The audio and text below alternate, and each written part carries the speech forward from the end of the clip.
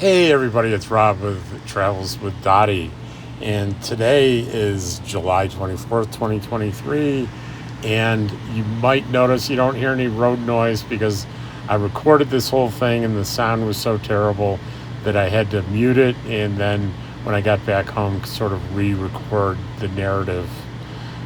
So you won't be seeing my face. I did have my face in the corner with the narration, and it just didn't work out. But anyway, I'm headed back to Mora, New Mexico today, and it's for a kind of unusual, a little bit embarrassing reason. I do have Zoom calls scheduled throughout the day today, and I am taking like an hour and a half break to run to Mora to pick up a package, actually two packages. And let me tell you what's embarrassing about it. It reveals one of my character defects, and that is I can be pretty impulsive. And here's how this one played out. When I was on one of my trips to Mora, I noticed at a convenience store, surprisingly, they had an Amazon locker, which I thought was really cool because they're rare and, like very rural places like this. So when I got back home, I said, I got to order something so I can go down there and use the locker. So I really didn't need anything, so I had to sort of dig deep, and I bought three things. One was a cover for my electric RV tongue jack, which I have a cover, but it's wearing out, and that certainly could have waited a week, a month, or 6 months. And then I have a Braun razor that I bought like in January, and you need to replace the razor, the blade part, every year, but it's only been 6 months, so I really didn't need that, but I bought it anyway. And an eyeglass repair kit, which I realized too late that I already bought on a prior shipment, so now I'll have two of them. Like I said, impulsive. And I'm leaving the area tomorrow morning, so I really had to get this today, and the schedule was really tight between Zoom meetings that I have. So I have less than an hour and a half to get to Mora, pick it up, and get back home.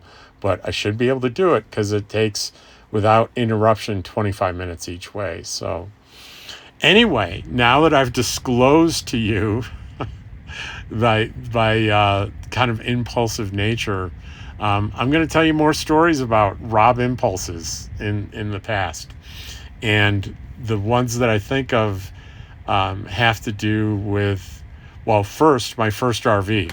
The RV I'm in now is not my first one. My first one I bought, I think 2014.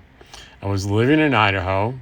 I drove a Nissan Pathfinder, and I had a trailer which I towed a Ranger 900 side-by-side that had tracks I could put on it for the winter. And that was really cool. That was definitely, the Pathfinder wasn't an impulse buy, but certainly the side-by-side was.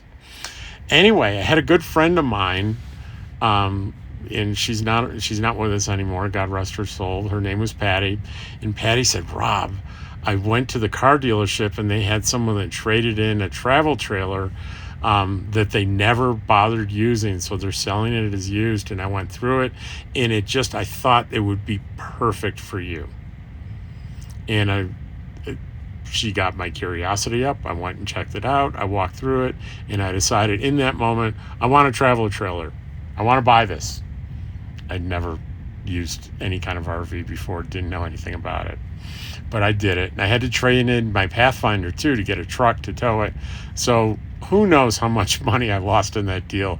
By the time you do trade-ins and stuff, it's easy to get confused about how much money you're really spending.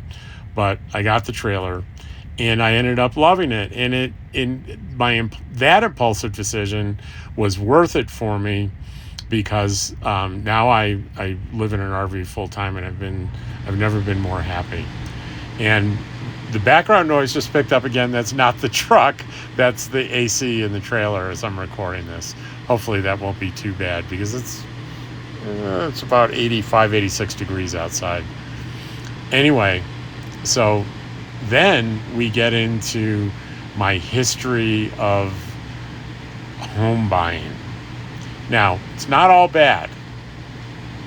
The first one was a condo in Fairfax, Virginia, way back when I was in my 20s, and I did okay on that one. And then the next one was when I moved to Dallas. I bought a great house and lived in it for 10 years and loved everything about it, and it increased by the value by 50%. I did really great on that. But then we come to the next two houses that were both kind of ridiculous. The first one was I was moving to Lake Mary, Florida for a new job, and I had it in my head I wanted to buy new construction.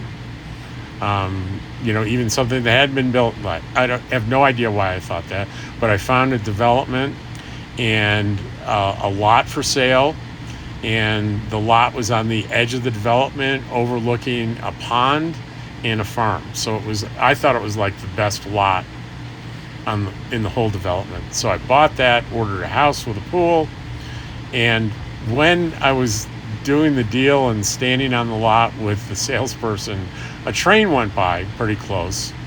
And I said, well, is that going to be a problem? He said, of course not, sir. They hardly ever come by.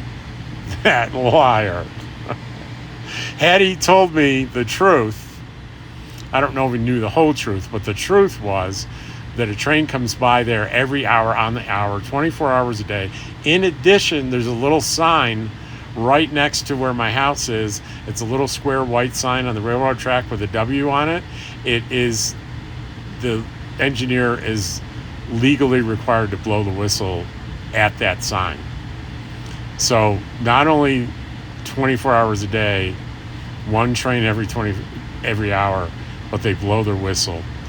I did not sleep through the night the entire time I lived in this house until September 11th, 2001, because the government shut down all the trains for a week. Now, while I was miserable doing that, when I went to sell it, I had gotten hired by Dell in Round Rock, Texas, and they were paying all the selling costs and all my moving costs. So I listed it. The asking price was, pretty close to what I paid for it. I would do very well if I got asking price. But I put in the disclosure, I wrote a paragraph about the train and how it's near impossible to get a good night's sleep. The real estate agent thought I was nuts, but I insisted, and I got it in there. And a week later, I get an asking price offer from a qualified buyer. And the first question I had was, did they read the disclosure? And the real estate agent said, Rob, believe it or not, they absolutely read what you wrote, and they're still buying your house. So I escaped my impulsive decision. Then I go to Round Rock, and I do something even stupider. I buy for like $300,000 or $310,000, something like that, a 5-bedroom house on a half an acre on a golf course. And keep in mind, this is myself, my Australian Shepherd collar, and my cat Vicky. That's the full family. 5-bedroom house. I buy it anyway. Why? Because I'm impulsive, and somebody at Dell said, oh, all the executives at your level live in this particular neighborhood. So I checked out the neighborhood, and all they had was big houses like this. And it definitely wasn't the biggest one in the street, but it was friggin' ridiculous for me. And it wasn't less than 2 years later, I had my, quote, midlife crisis. Dell treated me really well. They paid me great. They treated me well. Coworkers were great. Bosses were great. But I just wasn't into it. I wanted to go back to school, get my counseling degree. I wanted to volunteer at a volunteer fire department. These are the things I wanted in my life. So I can't remember, I probably lost $20,000, $25,000 on selling the house. My justification was, well, it's all money on paper anyway, right? So, and then I was going to move into a little furnished place for $700 a month. I didn't have room for any of the stuff. So I paid my real estate broker's two daughters to sell everything in the house, and I gave them like 20 cents. They got a 20% commission. So they did really well. They sold everything. I had nothing to say about what they sold stuff for. So they sold everything like in a day, and they got rid of everything. They just trashed everything else that didn't sell. And God knows how much money I lost doing that. It was a big number. Like one of the things I remember I bought was a brand new like John Deere riding lawnmower. They probably sold that for $500 or something. Anyway, I got out of that, and that's the story of my impulsive buying. There's more, but I don't want you to think totally less of me. But it's a reality that it's one of my challenges that's gotten better. It really has. My impulse buying is now to little, fairly inexpensive trinkets on Amazon, and hopefully this bad habit will abate over time. But I'm gonna make it to Mora on time. There's really, I've never experienced a delay on this highway at all. So those of you that thought, I thought Rob was a, pragmatic, sensible man. Well, for the most part I am, but I do have this impulsive buying thing. So that's pretty much all she wrote. And because I'm doing this after the fact, I can tell you that the trip was successful.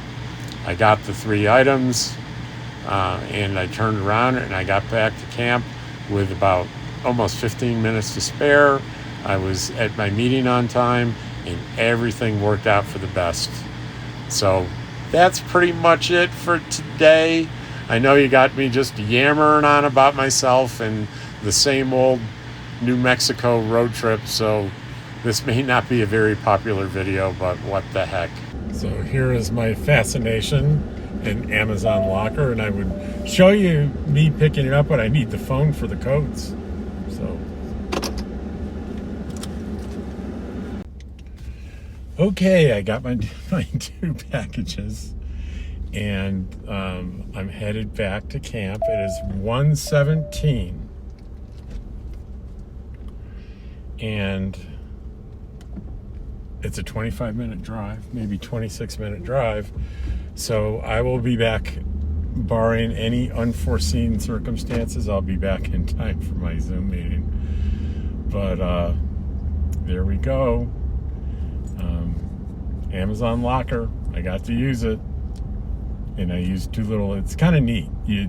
They text you when it's ready to pick up a 6-digit code.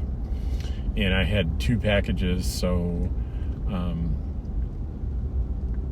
I had 2 text messages with 2 codes, and you put in the 6-digit code, and it says, "Stand back, we're gonna open the door," and you take a step back, because if you're too close, one of the doors may hit you, but the door pops open, there's your package, you grab the package, and if you have 2 of them, interestingly enough, after you close it, it says you have another package, and it doesn't make you put in the other code because it knows you're the same person. So it says open number 2, and you press open, and then the other thing pops open, and you get your package. So it's a good idea when you're traveling to, you can do a search for Amazon lockers online, and if there's one close, it'll tell you, and it's pretty convenient. Anyway, Dottie and I are heading back. Hey, you're getting to see one more look at this amazing old mill. Very cool. I like that old mill. If you don't know about the mill, check my last video on, I think it's Mora, I did more than one Mora one, but it's Mora Fiesta, and I give a tour of the outside of that and a little history on it. Anyway, I'm not kidding this time. This is the end of the video, and everybody have a wonderful day.